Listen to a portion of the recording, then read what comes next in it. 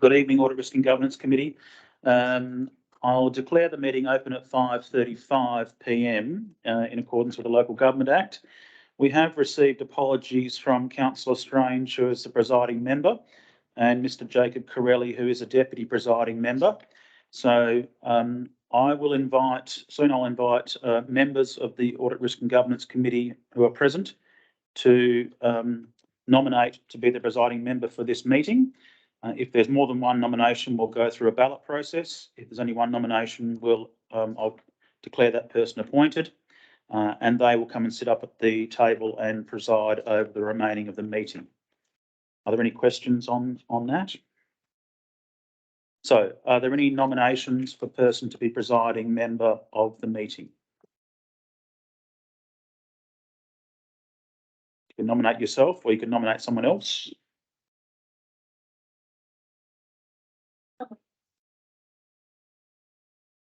The problem is I don't understand the rules.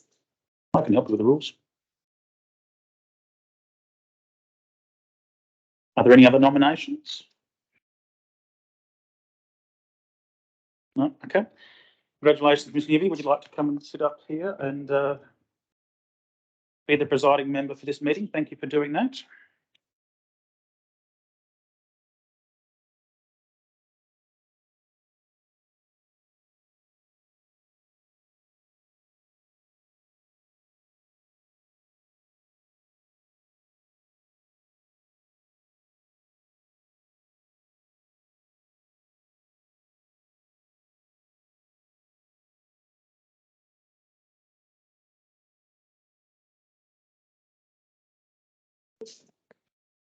Thank you. We've already dealt with item 1, attendances and apologies. Correct. Number 2, petitions and deputations. Are there any? None received, Madam Presiding Member. 3, declaration of councillors and officers' interests. Are there any? We have received one from Miss Berry, a financial interest in item 5.1.1. Thank you. Number 4 is the receipt of the minutes or reports and consideration of adoption of recommendations from committee meetings held since the previous council meetings. 4.1, the minutes of the previous Audit, Risk and Governance Committee meeting, which was held on the 23rd of May 2022. Motion. Could I have a mover? Happy to move. Seconder? You. Move Councillor Rich, seconded Councillor Doug.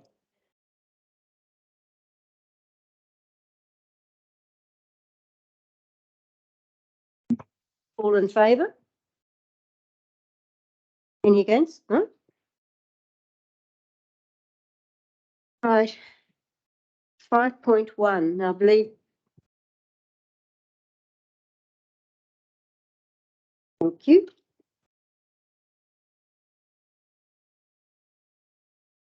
As we now do not have a quorum, this report will need to be held over to the next meeting.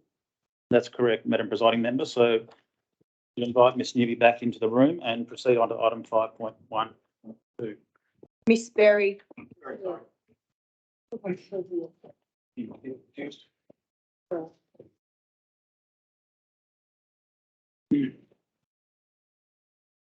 Internal audit.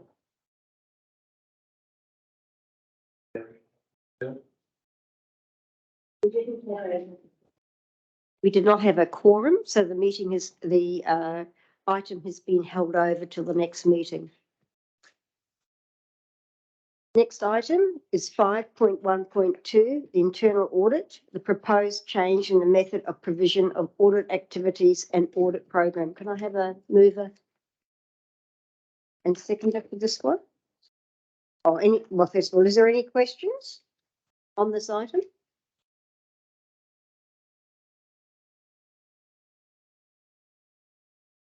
Any at all?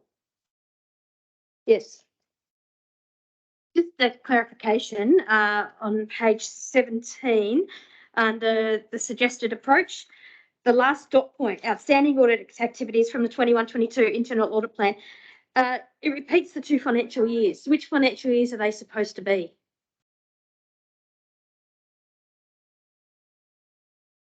Thank you through the chair. Apologies, they will be as shown in the table. So there's one listed for 22-23 and then the remainder for 23-24. Apologies for the oversight.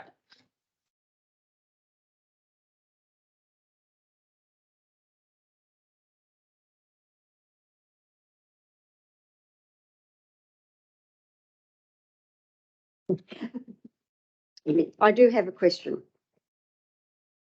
I presume that there's been difficulty with recruiting an internal auditor, because one of the important things that we've discussed many times here is the important to have an internal process. How are we going to effectively replicate what an internal audit process would do with an amount of $20,000?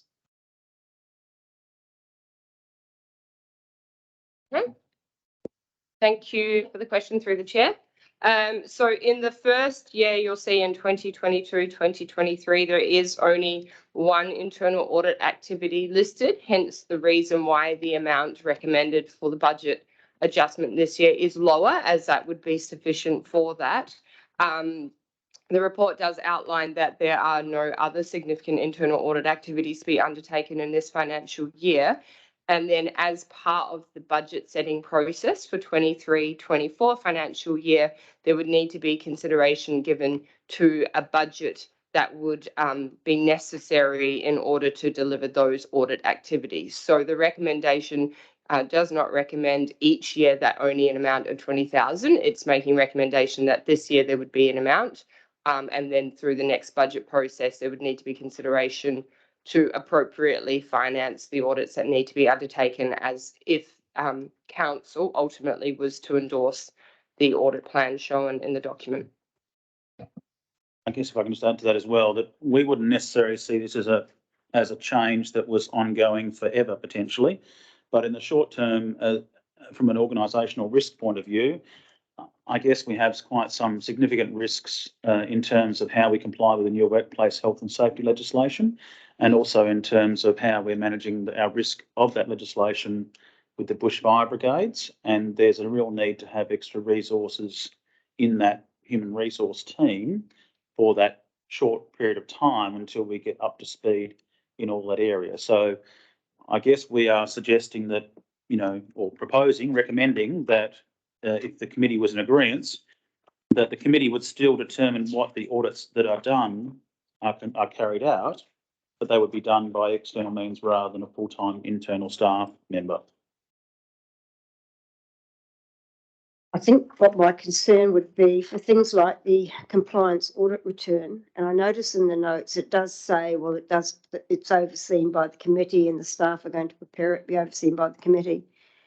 As a committee, because we're not really involved at the level that an internal audit was, I know that I personally would feel uncomfortable signing off on that compliance audit return, as a committee member. And I'm just wondering how perhaps my concerns about it could be alleviated.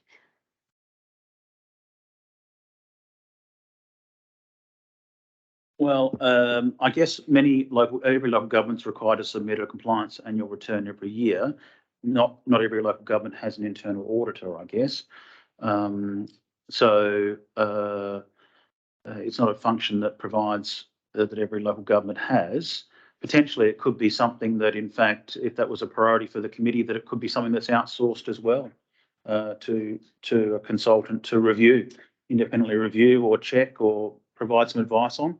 I might ask if the Director of Corporate Services has got any comment to add. In fact, that is how we got that document reviewed prior to the internal auditor being appointed or that position being created.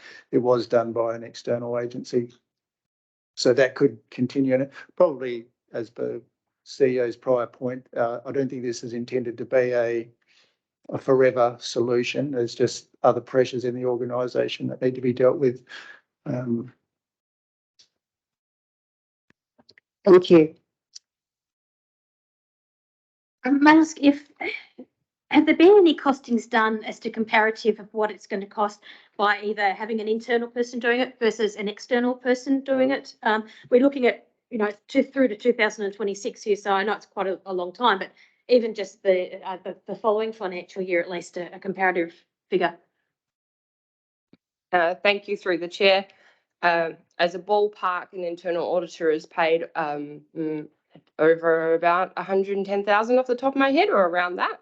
So in some years you'll actually find a saving. So if you don't have as many internal audit activities, it won't cost as much.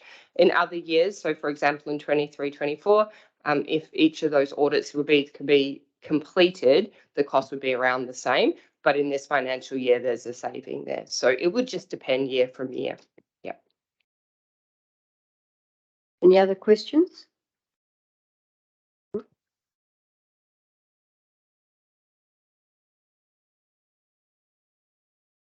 So all those. Oh, okay, could I have a mover and a seconder? Happy to move. Thank you. Happy to move. Seconder?